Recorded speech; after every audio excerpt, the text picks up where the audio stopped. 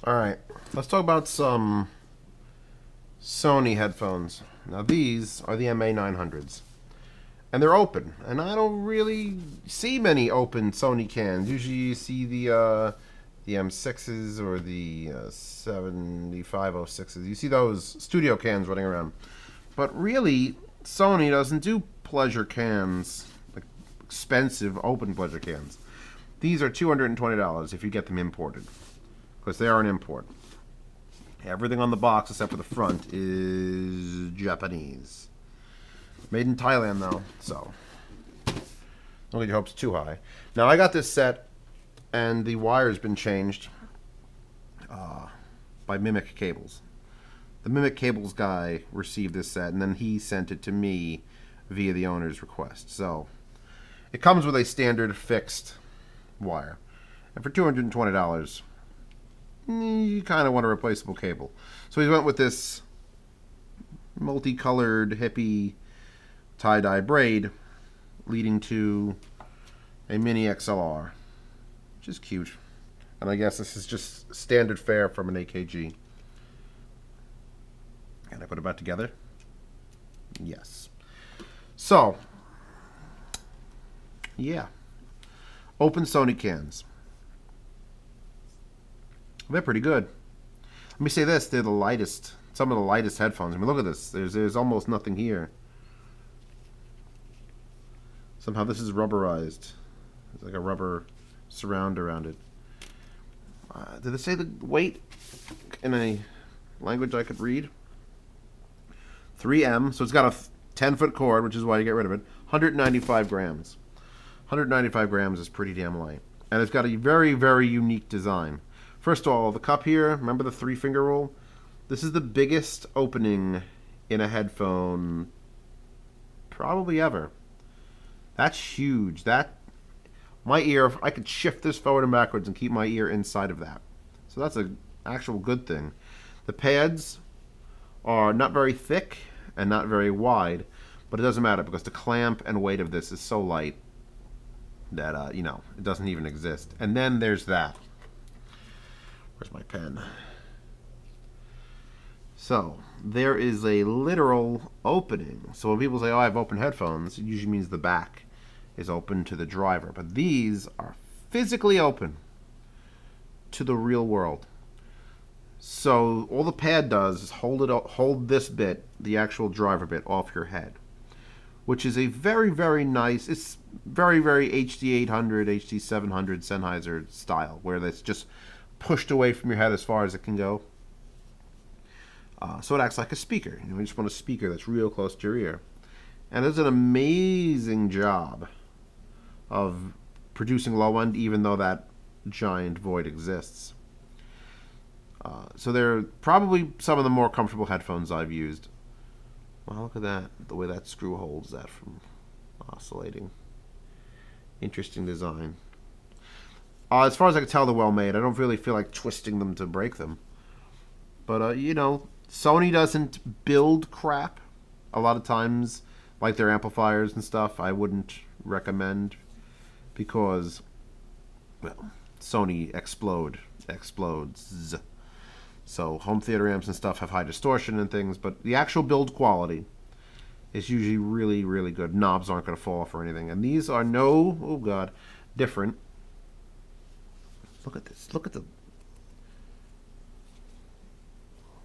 coiled wire and the dual screws that keep this in line. This is really precision stuff.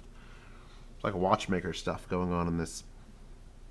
So, super comfortable, super lightweight, and of the open headphones that I've used, these are really some of the best. And that's weird because it's a Sony. And I'd like to think I'm above, you know, just saying, oh, Sony, everything's crap. But it's surprising when things are actually good. Of the 3 headphones I had at the same time, I had the Tackstars, these MA900s, and my new 2000Xs. I would think these actually have the best bass reproduction of those 3. And that's pretty impressive. It's a soft, this is fabric straight over a soft plastic mesh covering the driver.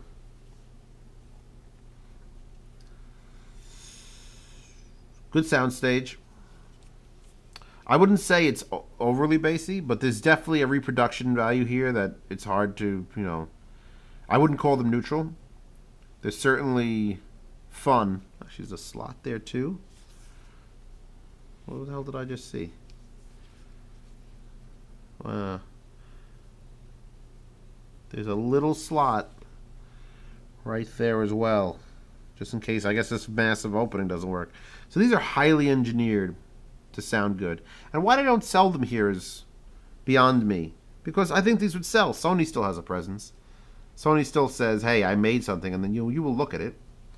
And people in the know usually tend to ignore them, but having them sent to me, I would never have bought these cans on my own. If you said, hey, you need these MDR-MA900s, I would be like, meh. And I'm glad they were sent to me, because now I've been forced to listen to them, and now I've been forced to say, hey, Sony doesn't make crap. These aren't crap.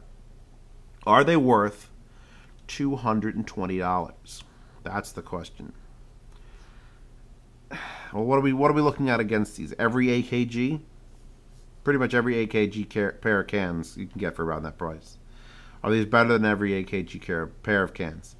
Well, the only AKG pair of cans I've used in that range were the Quincy Jones 701s. And these are better than those. Now, that's the only pair I've used in that price range. So, am I qualified to tell you if these are better than every pair of AKGs? No. No way. Unless you guys want to start sending me, you know, the 7XXs or what's the other nice one? I'd love to get some of the higher end Bear Dynamic opens if you guys are willing to share. So, who buys this? If you are pretty well off and you don't mind spending $200, and your girlfriend wants a set of headphones, and you don't want them to be crap, and you don't want them to be as giant as AKGs, and she wants something lightweight, with a 10-foot cord, this is a hard sell on a woman, but they're certainly sexy. They're certainly sexy headphones. They've got all the right features for a woman to just fall in love with you because you bought her headphones. And yeah, I can't say don't buy these because they sound too good to say that. I will say they are pricey, and you are now paying for style again. But you know, better $200 at these imported Sonys than $200 on a set of Beats that she's going to use nonchalantly, or you're going to use. I hate being, you know, seeming sexist. No, girls buy guys headphones all the time too. If you're watching this and you're a girl, you buy your man Beats, you should be ashamed of yourself and leave. But if you're buying these, that's an acceptable thing. That's an acceptable little it's like jewelry. Really, really decent sounding jewelry. Again, I can't really judge against things that I'm sort of ruined by these. And that review's coming. And after I review that, then I'm just going to stop reviewing headphones because it's just, you know, it's not going to matter. Nothing's really going to matter after that. So, if you could deal with a stock cable of being 10 feet, or if you want to send, I don't know if you have to send, I guess you have to send it in if you want it to be permanently, because this is a fixed recable. I don't know how hard it would be. But you know what? Yeah, it would be impossible. Because where this cable comes in and down there, so you get the sun on it, it's actually inside this channel. I can actually feel a little lump. So the only way you're going to be able to do anything with this is if you cut it and add the 3.5mm tip like that off of it already. Which I've attempted once, and I will not attempt again until I'm more certain of myself. So, Sony cans. Don't know why they don't sell these here. They're really, really, really, really, really, really light, and really, really, really, really, really, really, really pretty, and really, really, really, really, really, really good for the money. Good for the money. That's a good. I don't want to start sucking on their cord too much, but they're definitely a $200 sounding set of cans. They just get trumped by, you know, $700 sets of cans. So if you want the looks, and you want the sound, you want the size, and you want the weight, that's why you buy these.